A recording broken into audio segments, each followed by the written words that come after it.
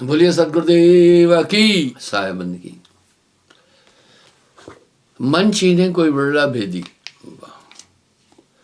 सबसे पहली बात यह है, साहब कह रहे मन को कोई देख न पाए, नाना नाश न चाहे। क्या माजरा है, बड़ी विकट स्थिति है। एक जगह साहब वाणी में एक बात कर रहे, मैं अक्सर इस बात को उठाता हूं, आज फिर भी उठा रहा हूं। मन पर जो असवार है, ऐसा बिरला कोई, कबीरा ऐसा बिरला कोई। अब सवाल उठा कि मन क्यों नहीं समझ पा रहा है मनुष्य, और खेला मन का है। तेरा बैरी कोई नहीं, तेरा बैरी मन, जीव के संग मन काल को वासा, अज्ञानी नर गए विश्वासा। मन ही आए काल कराला, जीव नचाए करे बेहाल। अगर इस शरीर में आत्मा की पहचान है तो चेतना। इस तथ्य को गोस्वामी जी बड़े सहज भाव से उत्तरकांड में बोल रहे हैं। ईश्वर अंश जीव अविनाशी, चेतन अमल सहज सुख राशि।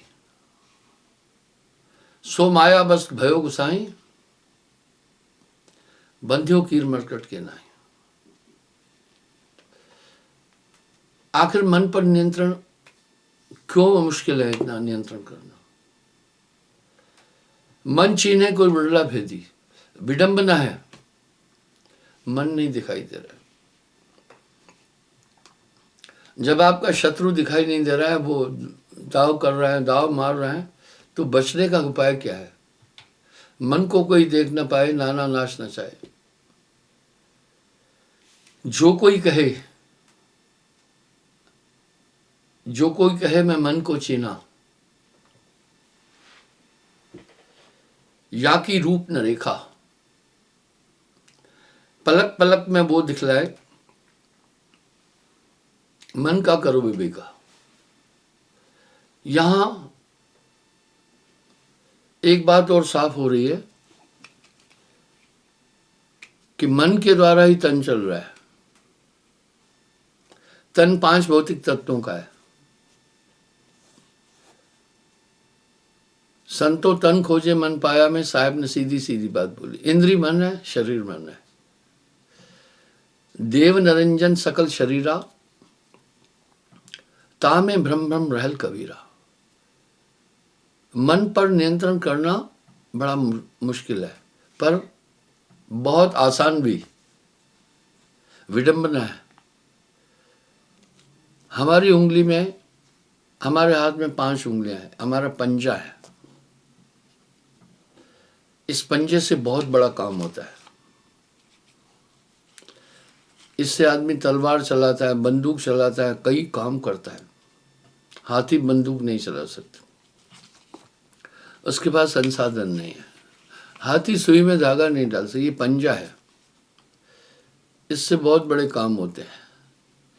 इस तरह मन का एक पंजा है, उसके द्वारा उस पंजे से सबको लपेट देता है। अगर शेर के पास सबसे बड़ी ताकत है तो पहला उसका पंजा है। जब यूं पंजा मारता है तो बड़े बड़े भैंसों का, हाथियों के शरीर से 2-2, 3-3 किलो मांस नोच लेता है।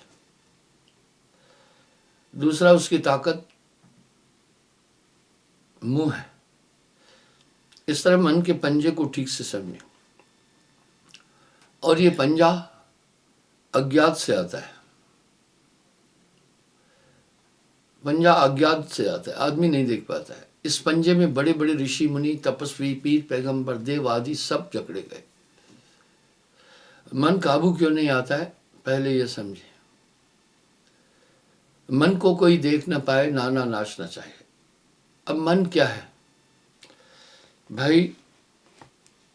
जल क्या है? जल का धातु क्या है? जल 2 गैसों का मिश्रण है। जल 2 गैसों का मिश्रण है। जल है ही गैस, अग्नि है ही गैस, गैस वायु है ही गैस, पूरा ब्रह्मांड गैस है। तो इस मन का जो पंजा है उसमें काम, क्रोध, लोभ, मोह, अहंकार है। ये पांचों बड़े विभत्स है और ये मनुष्य पर और मस्तिष्क उनका अनुकरण करता है। ये हम जब हमला करते हैं आदमी को बेसुध कर देते हैं। पहला क्रोध पर बोलूंगा। जब क्रोध आता है, वो क्रोध आकर पूरे मस्तिष्क के, पूरे शरीर के स्नायु मंडल पर एक प्रभाव डाल देता है। ये प्रभाव ठीक वैसे होता है जैसे किसी को दौरा पड़ता है, दौरे में इतनी तेज जिंगलमेंट होती है मस्तिष्क की, वो सब कुछ भूल जाता है, गिर पड़ता है। कभी कभी वो मुंह के बल भी गिर जाता है, यानी उसे संभलने का मौका नहीं देता है दौरा। कई कई आदमी दौरे से मौत भी हो जाती है। अक्सर मैं लोगों से एक बात कहता हूं,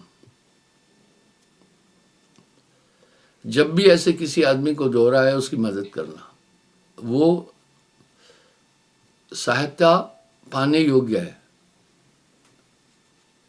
अगर आप प्याज एक कूट देंगे तो प्याज उसके नाक के पास रखें, दौरा विद इन फ्यू सेकेंड बंद हो जाएगा। जितनी देर वो ज्यादा शिवरिंग करेगा उतना बहुत बड़ा नुकसान होगा। और दूसरा, उसके ये कंधे दबाना, पैर के तलवे को मूवमेंट देना, तो उसका प्रभाव कम पड़ेगा। खैर आइए, दौरे के बाद क्या होता है, अभी तक डॉक्टर लोग दौरे की दवा नहीं निकाल पाए, वो नहीं समझ पाए, वो बस एक टिक्की दे देते हैं। अनिद्रा का भी रोग नहीं समझ में आया जल्दी से, सोने की एक टिक्की देते, तो ये उसकी हैबिट हो जाएगी, फिर उस टिक्की के बिना नहीं सो पाएगा वो। फिर टिक्की हार्ट को ज़्यादा असर डालेगी। हर एक दवा हार्ट को असर डालती है, क्योंकि दवा रक्त में मिलती है, और रक्त में दवा मिल गई और रक्त का सर्कुलेशन हार्ट के द्वारा है, इसलिए असर पड़ता है।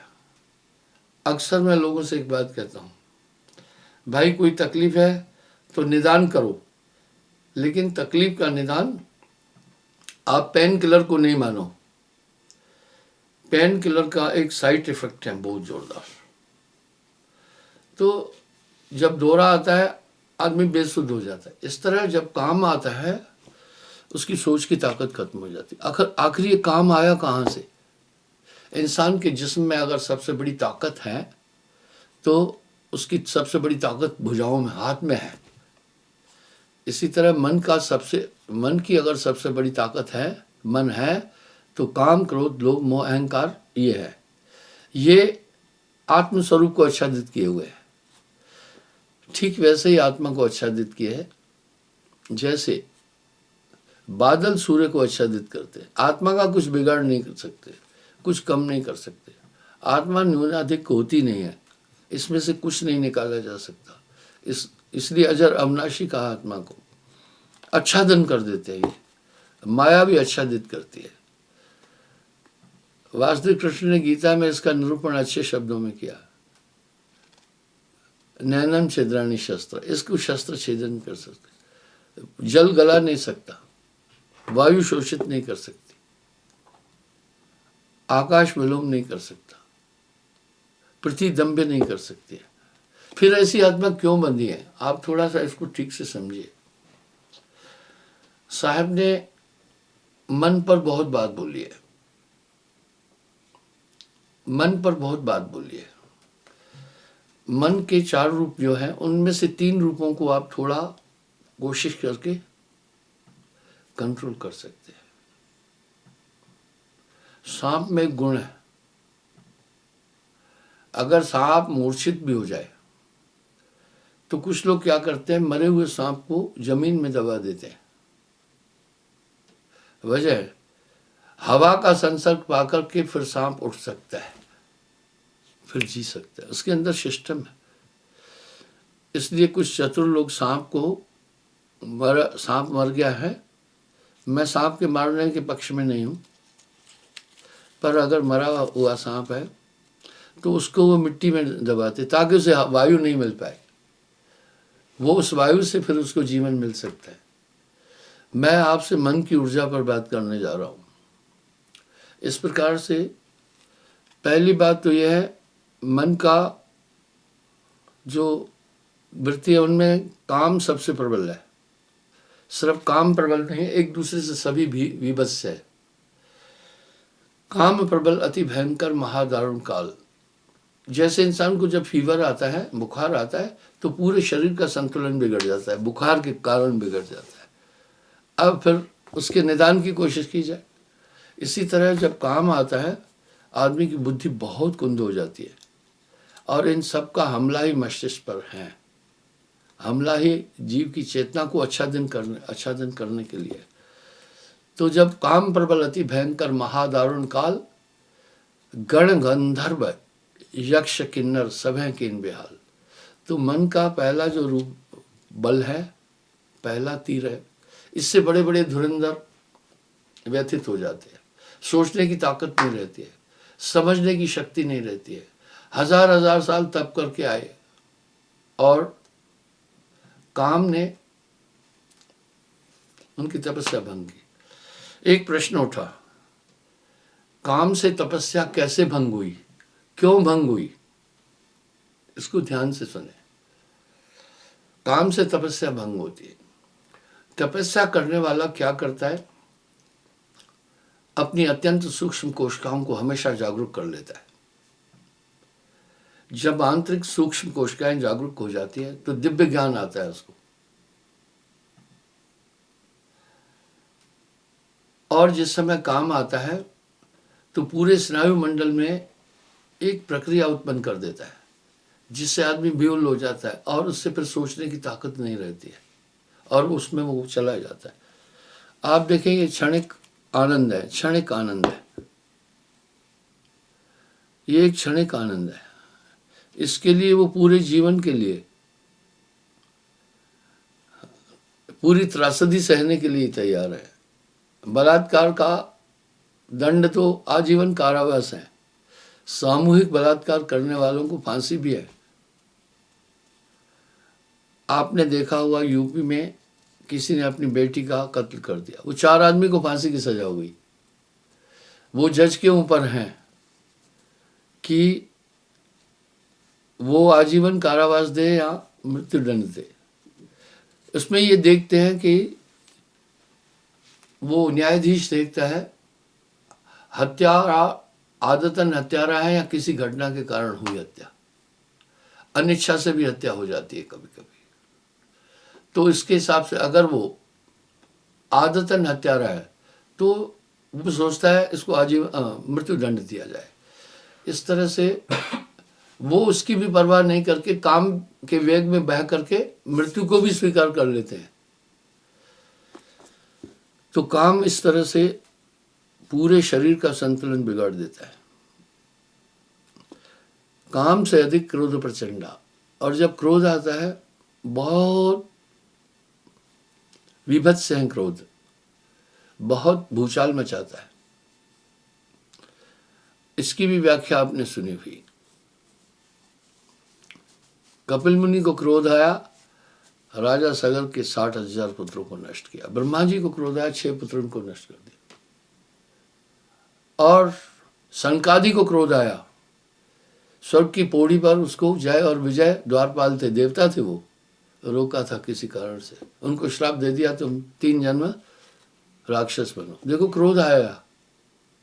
ये क्या है क्रोध? यही मस्तिष्क का बैलेंस बिगाड़ने के पूरे पूरे साधन है। साहब ने इस काया पर एक बात बड़ी प्यारी कह दी, ये तन विष की बेलरी गुरु अमृत की खान, शीश दिए जो गुरु मिले तो भी सस्ता जान। विष की बेल का, इसका पूरा संचालन मन करता है। मन स्वरूपी देव निरंजन तोय राख भरमाई। मन ही स्वरूपी देव निरंजन तोय राख भरमाई, हंसा तू तो अमर लोक का पड़ा काल बसाई। इसका मतलब है जब वो काम का वेग आया थोड़ी देर के लिए, उस समय पूरा वो स्नायुमंडल में भूचाल मच गया। जो कुछ उसने हासिल किया हुआ था एकाग्रता से, कंसंट्रेशन से, काम ने उसको खत्म कर दिया। काम ने उसको पल भर में खत्म कर दिया। तभी साहब काम पर बोल रहे हैं, काम प्रबल अति भयंकर प्रचंड है, महादारुण, दारुण दुख देने वाला काल हो, गण गंधर्व यक्ष किन्नर सभे किन बेहाल हो। सामने नजर आ रहा है, बिल्कुल सामने नजर आ रहा है। और हम शास्त्रों में भी पढ़ते हैं, श्रृंगी ऋषि जैसे, पराशर ऋषि जैसे, अन्य और ऋषि जैसे, उनको भी इंद्र जैसे, देवराज इंद्र जैसे काम के वशीभूत हुए। वो क्या चीज है, दिखता नहीं है, वो दिखता नहीं है, वो सीधा आकर के अंतःकरण को आच्छादित कर देता है। इसी तरह क्रोध बहुत खतरनाक है। क्रोध की एक गति मुक्त न हुई। आप देखें क्रोध के आने पर मनुष्य कैसे कैसे काम कर बैठता है। दुर्वासा जी को क्रोध आया, 56 कोटि यादों को श्राप दे दिया। कपिल मुनि को क्रोध आया, राजा सगर के 60,000 पुत्रों को भस्म कर दिया। देखा क्रोध अग्नि कैसी है। ये सब काया के अंदर बैठे हैं, काया गढ़ खोज मेरे भाई। दूसरा फिर इसकी ताकत, तीसरा क्या है, लोभ। आप देखिए जब लोभ आता है, आदमी पाप कर्म करने लगता है, छल करने लगता है, कपट करने लगता है, अनैतिक कर्म करने लगता है। इसी लोभ पर तो साहब ने यहां तक कह दिया, कामी नर बहुते तरे, कामी नर बहुते तरे, क्रोधी तरे अनंत, लोभी जियोड़ा ना तरे, कहे कबीर सिद्धांत। इस तरह लोभ के ये बहुत जबरदस्त है, और ये सब एक से बढ़कर एक है। इस तरह मोह, गोस्वामी जी ने मोह पर क्या कह दिया, मोह सकल व्याधिन को मूला, तासे उपजत बहुत सूला। आप देखते हैं, मैं आपको एक बात बीच में बोलना चाहूंगा, आप इस मन से सावधान रहना। आपका मेरी मन के अलावा कोई नहीं है। सुनिए, जैसे जैसे आयु बढ़ जाती है शरीर शिथिल हो जाता है, मन प्रचंड होता जाता है, और उसमें उत्तेजना का वेग बढ़ता है। मन बूढ़ा नहीं होता है, मन और प्रचंड होता जाता है। नहीं तो बूढ़ों से पूछ लेना, क्योंकि काम क्रोध लोभ मोह अहंकार जब तक मन में नहीं खत्म होंगे। मेरे काफी रिसर्च है, जब तक आप अन्न खा रहे हैं आप में सेक्स है, जब तक आप भोजन खा रहे हैं रक्त बन रहा है, जब तक आप में सेक्स है। लेकिन बाद में शरीर शिथिल होने के कारण से वो मन की वासनाएं और ज्यादा प्रचंड होती जाती है। यहां मेरा भाव बड़ा साफ है, आयु बढ़ने के बाद शरीर शिथिल हो जाता है, मन प्रचंड होता रहे। मेरे इस वाक्य पर आप चिंतन करना। माया मरी न मन मरा, मर मर गए शरीर, आशा तृष्णा ना मरी, कह गए साहब कबीर। तो इस तरह मोह सकल व्याधि, उनसे भी फिर सबसे ज्यादा घोर प्रचंड अहंकार है। इसलिए काम क्रोध लोभ मोह अहंकार ये मन के पंजे हैं। और यहां भी साहब ये जल्दी नहीं सदते, बताएंगे हम, ये कहीं से आ रहे हैं। एक है साधे सब सदे, एक को साधने से सब सद जाएंगे। सब साधे एक जाए, माली सींचे मूल को रुतावे फल खाए। ये सफर क्यों जटिल है आप समझिएगा थोड़ा। क्योंकि एक मन को साधने से बस बात खत्म है। एक है साधे सब सधे, एक साधना मन, सब सध जाएंगे।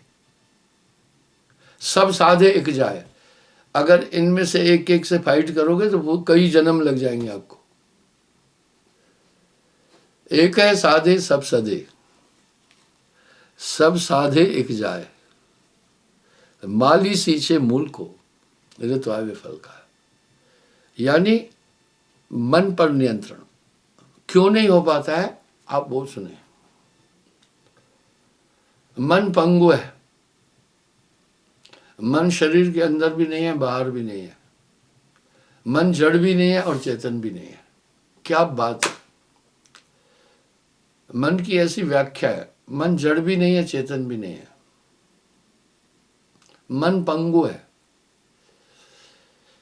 इसलिए जैसे संतानोत्पत्ति के लिए नारी की आवश्यकता है, बिना नारी के संतान उत्पत्ति नहीं, उसके पास संसाधन है। इसी प्रकार मन को नियंत्रित किए बिना आप इन विकारों को कभी भी नहीं कंट्रोल कर सकते। एक एक को आप पकड़ेंगे तो भी डूब जाएंगे। बड़ा प्रचंड है मन। श्रृंगी ऋषि का वृतांत आपके सामने है, बड़े बड़े ऋषि मुनियों का वृतांत आपके सामने है। यानी मन को अब साधना है। मन को कोई देख न पाए, नाना नाच नचाए, जो कोई कहे मैं मन को चीना, इसकी रूप न रेखा, पलक पलक में वो दिखलाए जो सपने नहीं देखा। तो मन के बाकी रूप वो आप समझना। अब क्यों मुश्किल है ये समझना आप। मन के 4 रूप है, जैसे जल के 3 रूप है, ठोस, तरल, वाष्प। इस तरह मन के 4 रूप है, मन, बुद्धि, चित्त, अहंकार। जब ये मन संकल्प करता है, इसकी संज्ञा मन है। जैसे पानी जब शीत को प्राप्त अपनी मूल स्थिति में, तो उसको जल कहते हैं। धातु एक ही है, लेकिन जब ये जल 0 डिग्री के पास टेम्परेचर पहुंचता है तो ये बर्फ बन जाता है, ठोस हो जाता है। पर उसकी संज्ञा उस समय क्या है, बर्फ है। पर धातु नहीं बदला है, धातु एक है। जब ये 50 डिग्री सेल्सियस से ऊपर ताप को प्राप्त करता है, वाष्प बन जाता है। ये बादल आप नहीं देख रहे, वाष्प है। तो इसकी संज्ञा वाष्प है। वाष्प, जल और बर्फ तीनों में तात्विक भिन्नता नहीं है, लेकिन स्वरूप की भिन्नता है। इस तरह मन, बुद्धि, चित्त, अहंकार, चारों में तात्विक भिन्नता नहीं है, चारों मन है। साहब ऐसे ही नहीं कहा, कहे संतो तन खोजे मन पाया, तन ही मन है, इंद्री मन है। सुनिए, होता क्या है, जब मनुष्य में कामदेव आ जाता है तो मस्तिष्क की ऐसी संरचना को वो डावाडोल कर देता है। बस उसके बिना, जैसे नींद आती है तो आप देखें ना, आप बेचैन से हो जाते हैं, तो पूरी वो संरचना को बिगाड़ देता है, सोचने की ताकत नहीं रहती। ऐसा ही क्रोध आने पर होता है, ऐसा ही लोभ आने पर, वो सभी हितेश लगते हैं, वो सभी हितकारी लगते हैं, इसलिए इंसान करता है। ये मन का खेल है। तो मन का तीसरा रूप है, पहला मन का रूप है मन। जब ये संकल्प करता है, इसकी संज्ञा मन है, तब इसे मन कहते हैं। जब ये निश्चय करता है, यही मन बुद्धि कहलाता है। जैसे डिस्ट्रिक्ट कलेक्टर और डिस्ट्रिक्ट मजिस्ट्रेट दोनों एक है, लेकिन जब वो कलेक्टर की कुर्सी पर बैठता है तब अलग होता है, और मजिस्ट्रेट की कुर्सी पर बैठता है तो अलग होता है। इसी तरह बंधुओं, मन का दूसरा रूप है बुद्धि, और वो मन के विरुद्ध नहीं जाती है। बुद्धि मन की अनुचर है। मन का तीसरा रूप है चित्त। आप सोचे चित्त नहीं होगा तो दुनिया नहीं है। इसी चित्त के कारण से तो पता है ये मेरी माँ है, ये मेरा पिता है, यहाँ मैं रहता हूँ आदि। तो चित्त अनर्गल आपको बातें याद आ जाती है। चित्त कंट्रोल में नहीं है। मन में भी आप देखो कैसी कैसी भावनाएं उठाती है। एक अलग ही किस्म की भावनाओं का उद्गम होता है मन में। अनचाही भावनाएं भी उत्पन्न हो जाती है। इस तरह चित्त अनचाही चीजों में आपके सामने घुमा देता है। क्या बात है।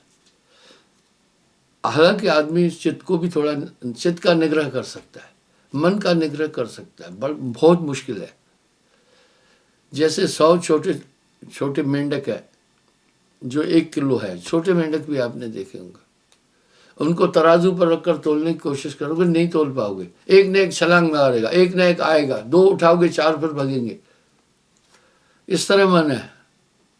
इसको नियंत्रित करना थोड़ा मुश्किल है। क्यों मुश्किल है वो भी बताता हूँ।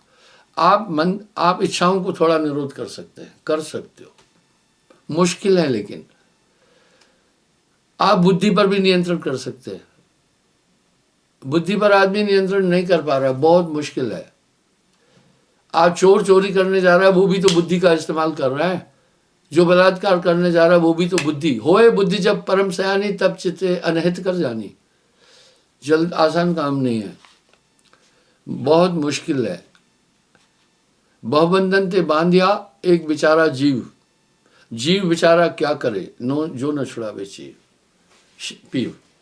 तो इस तरह चित्त का भी आप निग्रह कर सकते हैं थोड़ी देर। आप अपने व्यवहारिक जीवन में भी कभी कभी मन का निग्रह कर लेते हैं, थोड़ा बहुत बुद्धि का भी कर लेते हैं, चित्त का भी। अहंकार का निग्रह बहुत मुश्किल है। सहज माया का त्यागना। सहज सुत बित और नार। हाँ, सहज सुत बित और नार। मान बढ़ाई ईर्षा दुर्लभ तजना है।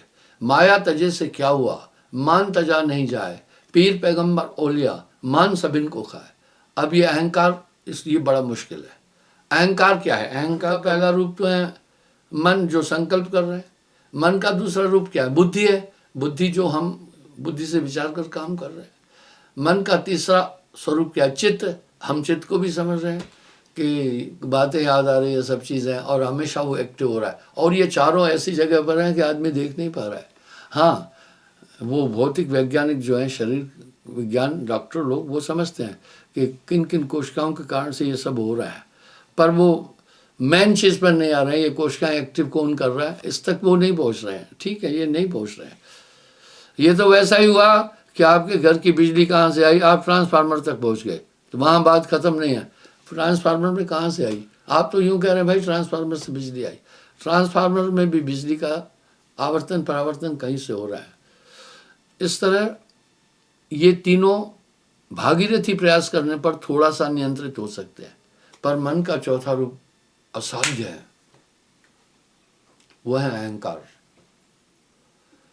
अहंकार क्या है? मैं हूं। मैं हूं क्या है? ये एक दूषित स्वरूप है। तो इसलिए कहा तू मैनू मार मुकाम बंधिया। अब हम इस अहंकार को और कैसे दे? क्रिया अहंकार है, उठना अहंकार है, बैठना अहंकार है, बोलना अहंकार है, चलना अहंकार है ना। जितनी भी क्रिया, देखना अहंकार है, सुनना अहंकार है, बोलना अहंकार है, ये सब अहंकार है। सोना अहंकार है। हाँ, अहंकार का संचालन किससे हो रहा है? इसको रोकना बहुत मुश्किल है। मोटी माया सब तजे, झीनी तजी न जाए। पीर पैगंबर औलिया झीनी सबिन को खाए। ये बड़ा प्रचंड है। अब अहंकार, मन का ये चौथा रूप त्यागना बहुत मुश्किल है। आखिर मन का संचालन कौन कर रहा है? मन को गतिशीलता कौन दे रहा है? मन तो पंगु है। मन की ऊर्जा कौन दे रहा है? संतो तन खोजे मन पाया। तन ही मन है। तो तन किससे चल रहा है? आप देखो ना, तन ही मन है। श्वासा से, श्वासा से। श्वासा से ही मेरा हाथ ये यूं हुआ, ये धनंजय वायु थी। श्वासा से ही मेरे कदम आगे बढ़े, श्वासा से ही मेरी जीभ बोल रही है, धनंजय वायु है। ये ऊर्जा शरीर को चलने की आत्मा ने दे दी। आज्ञा चक्र में आत्मदेव हैं। आज्ञा चक्र में आत्मदेव बैठ करके श्वासों का आवर्तन परावर्तन कर रहा है। इससे शरीर सभी एक्टिव है। उदाहरण के लिए अभी मैं लाइव प्रोग्राम दे रहा हूँ, कैमरे काम कर रहे हैं, माइक काम कर रहा है, कंप्यूटर काम कर रहा है, लैपटॉप काम कर रहा है, बाकी सब चीज़ें काम कर रही है, बल्ब जल रहे हैं, लाइटिंग सिस्टम पूरा ठीक है। अगर लाइट चली गई सब ऑफ हो जाएंगे, फिर कोई भी काम नहीं करेगा। आप देखते नहीं, आपका स्मार्टफोन में चार्जर भी मिलता है, अगर बैटरी डिस हो गई सब खत्म। यानी श्वासाओं का आवर्तन परावर्तन आत्मा करा रही है। इसका मतलब है पूरे झमेले को जो आत्मा को जकड़े उन सबको ऊर्जा आप आत्मा दे रही है। आप इस तथ्य को समझें। यहां साहब एक बात कह रहे हैं, आप ही बन लो। ये ऊर्जा किसने दी? आत्मा ने सबको दी। किसके द्वारा? श्वास द्वारा। अब देखिएगा, जब ये स्टॉप हो जाएगी तब मन स्टॉप हो जाएगा। तो ये कैसे स्टॉप? अरे भाई क्या मर करके मन स्टॉप हो जाएगा? नहीं, तब आप दूसरे शरीर में पहुंच जाएंगे। शरीर में 6 शरीर है। अब मन कहाँ है? वो कहाँ से पूरे संदेश दे रहा है? कैसे उसके जो संदेश है इम्प्लीमेंट कैसे हो रहे हैं? सुषुम्ना के अंदर मन है। मैंने ये बात कई बार बोली है। 5 तत्व का तन है, पांचों तत्व तन को संचालित कर रहे हैं।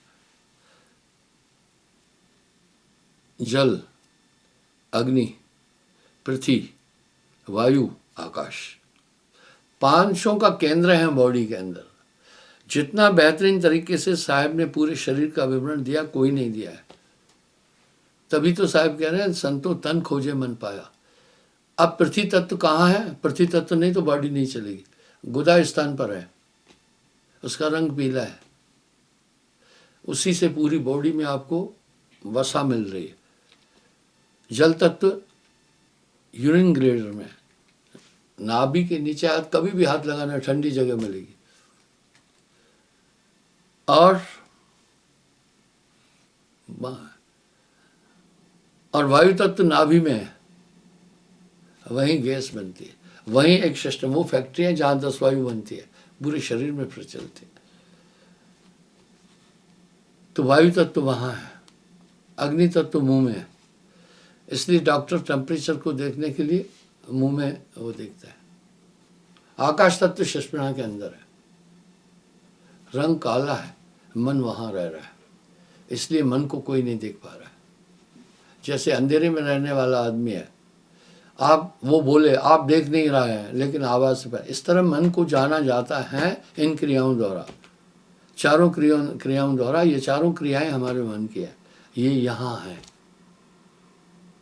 और यहाँ पर मन बैठ करके पूरा काम कर रहा है। अब साहब कह रहे हैं सुखमन मध्य बसे निरंजन मूंदा 10वां द्वारा। अब जब इंडा पिंगला लय हो जाती है सहज मार्ग से, तो श्वासाओं का संचालन उलट जाता है। अभी अर्धमुखी है, नाभि में आ रही है, तब क्या होता है? ये पलट जाती है। अरे हाँ रे पलटू, ज्ञान भूमि के बीच चलता है उल्टी श्वासा। अब साहब भी कह रहे हैं पवन को पलटकर शून्य में घर किया, धर में अदर भरपूर देखा, कहे कबीर गुरपुर की महर से त्रिकुटी मध्य दीदार देखा। हमारी श्वासाओं का नेचुरल फ्लो जो है वो डाउन साइड में नाभि की तरफ है। आप चलते हैं, आप चलते जा रहे हैं, कदम फिर भी चल रहे हैं, आप सोचते जा रहे हैं तभी भी कदम चल रहे हैं। श्वास आप ले रहे हैं, श्वास आत्मदेव हमेशा ले रहा है। श्वास लेने की प्रक्रिया में यूं होता है, छोड़ने के लिए ऑटोमेटिक नहीं है, श्वास ली जा रही है, श्वास ऑटोमेटिक नहीं है। यही रहस्य है।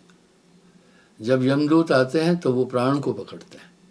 तो ये सुषुम्ना में बैठकर वहां मन है। अब साहब क्या करें? आप समझिएगा थोड़ा। इंगला पिंगला के घर जाई, इंडा पिंगला के अंदर से सुखमन नीर राह ठहराई, वहां सुषमना है। ओम सोम तत्व विचारा बंकनाल में किया संभारा, मन को मार गगन चढ़ जाई। अब मन को कैसे मारना है आप सुन, फिर संकल्प भी नहीं होंगे, फिर निश्चय भी नहीं होगा, फिर क्रियाएं भी नहीं होगी। यह है मन को मारना, मन को बस करना। मन को बस करना कोई ऐसा बैल नहीं है पकड़ करके नकेल डाल दिया, नहीं।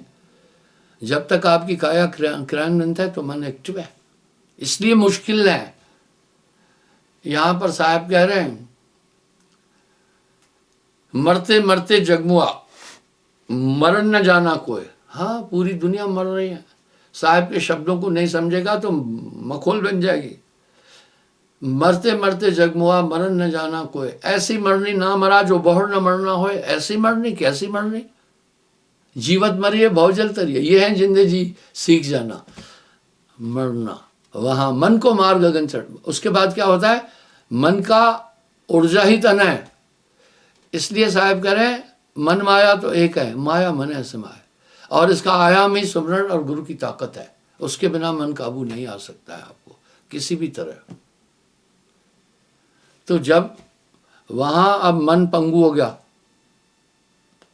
आप उदाहरण देता हूं, मन ने इच्छा की आम खाना है, अगर बॉडी जाकर आम तक नहीं पहुंची, आम कैसे प्राप्त हो जाएगा? यही रहस्य है तामे जीव ब्रह्म और माया, लोग नहीं समझ पा रहे हैं। और सुमरण एक सहज मार्ग है। जब सुमरण से ऑटोमेटिक श्वास सुरत एक डोरी लाए, श्वास सुरत एक डोरी लाए, तब जब पवन को पलटकर शून्य में कर, एक्टिविटी स्टॉप, वो है अहंकार। ये मुश्किल हो जाता है, इसलिए मन काबू नहीं आएगा। किसी भी विद्या से आप मन को काबू नहीं कर सकते हैं। तो साहब कह रहे हैं नाम होए तो मात नवावे, ना तो ये मन बांध नचाए। अब यहाँ क्या करें? मन को मार गगन चढ़ जाए, छूटा कलमल यही अलेखा, यह नैनन साहिब को देखा। इस तरह फिर आगे वो कह रहे हैं जब तब संयम साधना सब सुमरण के माँ है, कबीर जाने संत जन सुमरण समकशना। तो इस तरह से वो हर कंटिन्यूटी, जब श्वास ऊपर की तरफ चलेगी तो फिर मन के जितने भी संवाद और संदेश हैं स्टॉप हो जाते हैं। शून्य शिखर चर बीन बजाए खुले द्वार सदकर की। तो साहब के ये रहस्य जो बोले आम आदमी नहीं समझ पा रहा है, वो नहीं समझ पा रहा है। इसलिए जब ये सांसाओं का आवर्तन परावर्तन ऊर्ध्वमुखी हो जाता है, तभी तो साहब कह रहे हैं हम श्वास सुरत एक डोरी लाए, अजर अमर वो लोग से धावे। पहले ये मुश्किल लगता है, जिसको तैरना नहीं आता है पानी उसके लिए जहमत है, लेकिन तैरना सीख गया तो उसे किसी भी गहराई का भय नहीं रहता है। तो साहब कह रहे हैं मन पर जो असवार है ऐसा बड़ला कोई, कबीरा ऐसा बड़ला कोई। अब वो जान जाते हैं, वहां मन पंगु हो जाता है। जैसे सर्दी में सांप जिंदा रहता है लेकिन क्रियान्वित नहीं हो पाता है, इस तरह मन वहां क्रियान्वित नहीं हो पाता है। तो फिर आत्मस्वरूप वहां आदमी सोमा अस्मृतिताम प्रति अखंडा, दीप शिखा सोई परम प्रचंडा, आत्म वाह दीप शिखा सोई परम प्रचंडा। वाह गोस्वामी जी ने उत्तरकांड में इस बात को कहा, बहुत सुंदर तरीके से अलंकारों से कहा। सोहमा अस्मृति ताहम प्रति अखंडा। सोहम श्वास को कहते हैं जहां ये पूर्ण हो जाती है, अनंत अखंड व्रत है। दीप शिखा सोई परम प्रचंडा, शिखा छोटी को कहते हैं। आत्म अनुभव सुख से प्रकाशा, तब वह भूल अविद्या नाशा। तब ये पूरी अविद्या खत्म हो जाती है वहां पर। गोस्वामी जी ने अलंकार से इस बात को समझाया। चित्रकूट के घाट पर वही संतन की भीड़, ये कहा है त्रिवेणी, इंडा पिंगला के मध्य में सुषमना, इसको त्रिवेणी कहा, इधर नहा, यहाँ नहा ले तो सब पाप कट जाएंगे। भाव यह है कि सुमरण, इस तरह सुमरण एक आयाम है। इंसान ने बड़े बड़े शक्तिशाली जीवों को अपने अधीन कर लिया। हाथी को अपने अधीन करके ये छोटा सा आदमी नचा रहा है, शेरों को अधीन कर दिया है, एक युक्ति है। तो साहब बता रहे हैं कुंजी बताए दूं मैं ताला खुलन की, करो रे जतन सकी साहिब मिलन की। क्षमा चाहता हूँ। तो आज के प्रवचन का सार था कि किस प्रकार से मन क्यों दुष्टर है, इसीलिए है। फिर जब वो वहां बैठता है एक शांति प्राप्त होती है। वो जानता है कि भाई बाकी ये मन की कल्पनाओं में चक्कर लगाते लगाते मैं परेशान हो जाता हूँ। वहाँ साहब अभी यहाँ एक शब्द क्या कहते, काम काम सबको कहे, काम न चीने कोय, जेती मन की कल्पना काम कहा वे सोए। जब ये तथ्य लोग नहीं समझ पाते तो कहते छोड़ो। पता है कुछ बच्चे जो है विज्ञान को नहीं समझ पाते तो वो नहीं लेते हैं साइंस, आर्ट पकड़ लेते हैं, लेकिन जो ब्रिलियंट है वो पकड़ लेते हैं। लाखन मध्य को कहे हैं कोई कोटन माय, कोटन मध्य को कहे जब किया कबीर विचार। इस प्रकार से वहां पर मन पर सवार हो जाता है। अब मन के चलाए तन चले ताको सर्वस जाए। अब मन अधीन हो जाता है, मन ही के हारे हार है, मन के जीते जीत, पार ब्रह्म को पाइए मन ही के प्रति। तो इस तरह से ये सुमरन में सभी तथ्य मौजूद है, ऑटोमेटिक हो जाएगा। दूध चाहे पढ़ा लिखा पिए असर करेगा, अनपढ़ पिए तो भी करेगा।